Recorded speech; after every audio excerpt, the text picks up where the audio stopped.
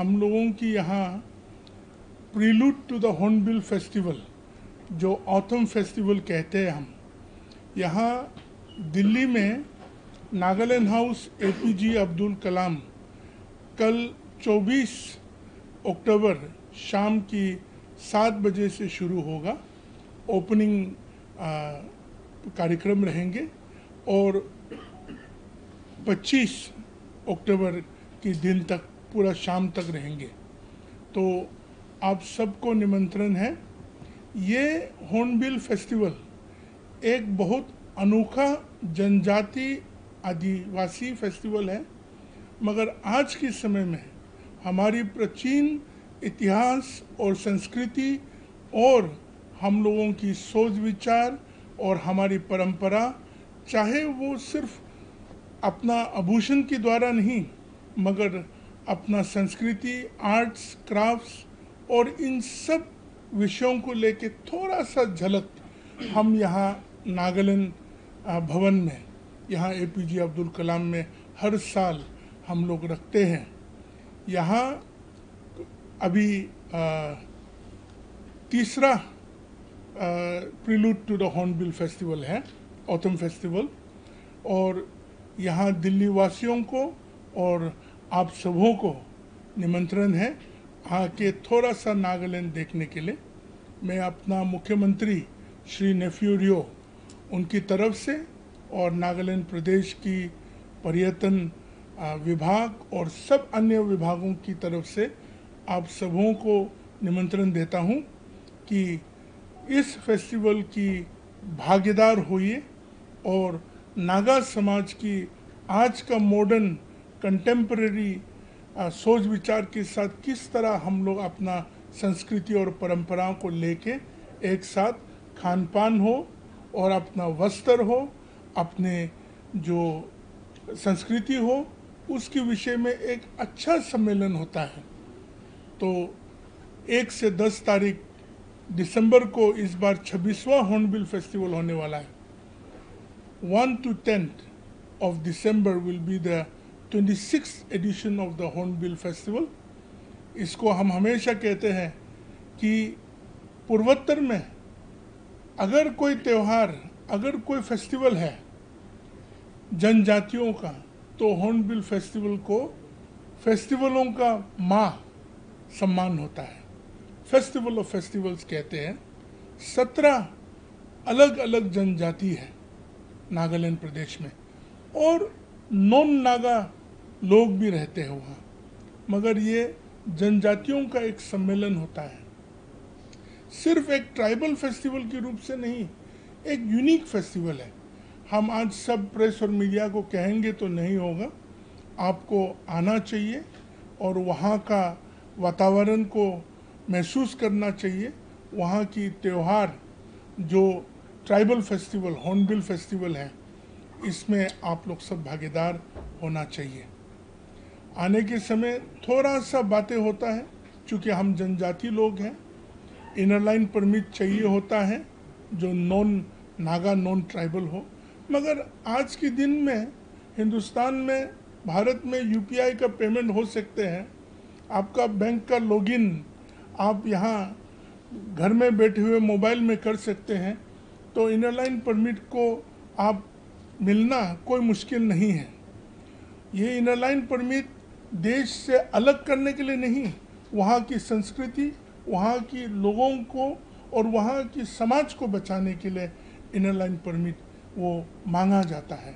और यहाँ नागालैंड हाउस दिल्ली में भी आके, चाहे वो कलकत्ता में हो और ऑनलाइन हो, आप लोग इस सुविधा को इस्तेमाल कर सकते हैं और उसके द्वारा आराम से नया सोच विचार लेके बाकी की जगह को मन से हटा के आप नागालैंड नागा बन के एक बार आने का आप सबों को निमंत्रण है।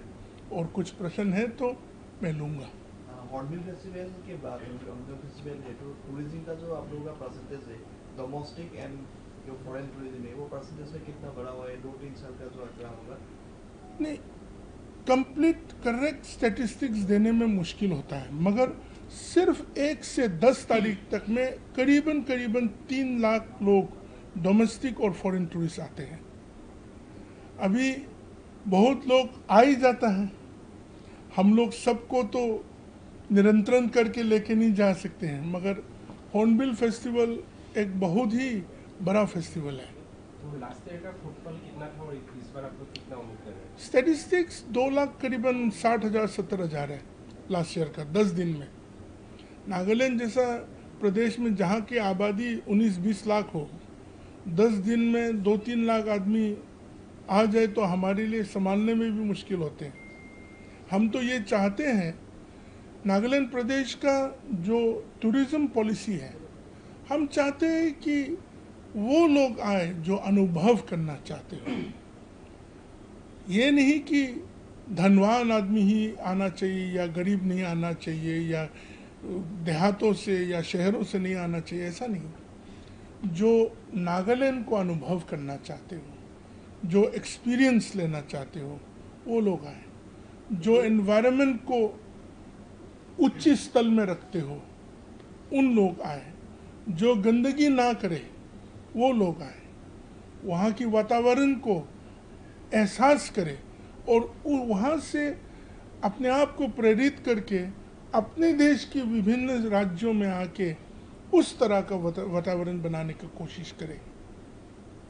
दूसरे कितने देशों को आप लोग इस बार हॉर्नबिल फेस्टिवल पे पार्टनर कंट्री के तौर पे लाएंगे और कौन सा देश? हमारे ख्याल से 3-4 देश तो होगा। अभी एक कंफर्म्ड है, वो है ओके। हमारे मुख्यमंत्री नेफ्यू रियो जी अगले हफ्ता वो दिल्ली आके ऑफिशियली अनाउंस करेंगे। मैं कोशिश करूंगा कि आप लोगों को दोबारा निमंत्रण हो। एक तो बताइए कौन सा देश है? हाँ, ग्रेट ब्रिटेन के साथ तो, इंग्लैंड के साथ तो हम लोग का है। उसमें से पिछले साल वेल्स के साथ हम लोग था, इस साल आयरलैंड के साथ होगा। तो बाहर से कोई सेलिब्रिटी आर्टिस्ट होने का अभी तक बात हुआ? सब बातें एक हफ्ते के बाद धीरे धीरे से अनाउंस करेंगे। जैसा कि नागालैंड एक जनजातीय प्रदेश है और साथ ही इस बार भारत सरकार भी जनजातीय गौरव वर्ष मना रहा है, तो इस बार का खासियत क्या रहेगा? हम लोग तो गर्वान हैं जनजाति होने का, और जनजाति दिवस मनाने का जो भारत सरकार कोशिश करके हमेशा आ रहे, इसके लिए हम लोग मोदी जी को भी और भारत सरकार को भी बहुत बहुत शुक्रगुजार हूँ। और प्रशंसा की लायक है ये बात, क्योंकि जनजातियों को इतना ज़्यादा महत्वपूर्णता भारत सरकार में पहले कभी नहीं मिला। डोनर मंत्रालय ने एक टास्क फोर्स गठन किया था to promote tourism in north east. हाँ। आपको लगता है कि उस टास्क फोर्स से जरिए ये जो आप लोग का फेस्टिवल है, हॉर्नबिल फेस्टिवल या दूसरा कुछ भी फेस्टिवल हो, वो उसका प्रमोशन होगा इंटरनेशनली? क्यों नहीं।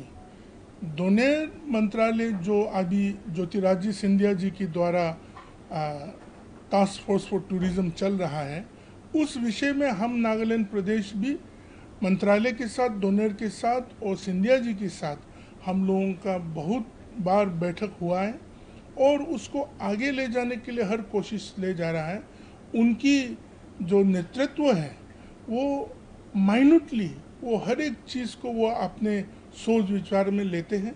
हम लोगों के साथ बातचीत होता है, हमारी विभाग और यहाँ के मंत्रालय की आला अधिकारी जितने हैं सबके साथ बातचीत हो रहा है। कुछ राज्यों का तो ऑलरेडी काफ़ी आगे बढ़ चुका है, मेघालय जैसा, त्रिपुरा जैसा, नागालैंड, असम, ये सब भी लग रहा है। और क्यों नहीं, देश ही नहीं विदेश में हम लोगों का नागालैंड और अपने पूर्वोत्तर का जो भी पर्यटन स्थान हैं और पर्यटन के लायक है, वो आगे बहुत बढ़ेंगे।